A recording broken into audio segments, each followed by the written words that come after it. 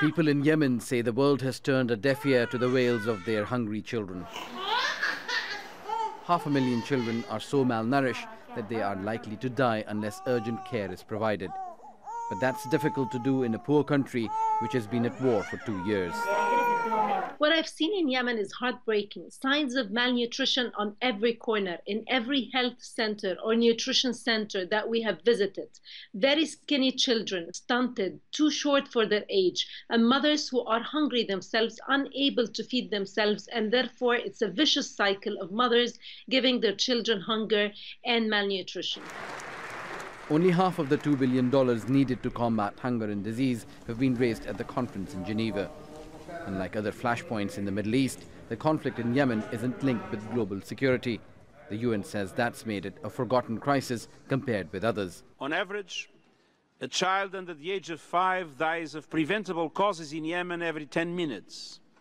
And this means 50 children in Yemen will die during today's conference, and all those deaths could have been prevented. Many of the children who survive will be affected by stunting and poor health for their entire lives. We are witnessing the starving and the crippling of an entire generation. We must act now to save lives. A Saudi-led alliance was called in by the elected government to fight rebel forces called the Houthis. The Sunni military coalition says Shia Houthis are an Iranian proxy force, and to block military supplies, they have blockaded Yemen's ports. But Yemen imports 90% of its food, and the blockade meant to stop weapons has also stopped food supplies. And that's among the causes of malnutrition. The child who has severe malnutrition is 10 times more likely to die compared to a normal child, unless they receive proper care at a proper time. There's increasing acknowledgement that a prolonged conflict is in nobody's interest.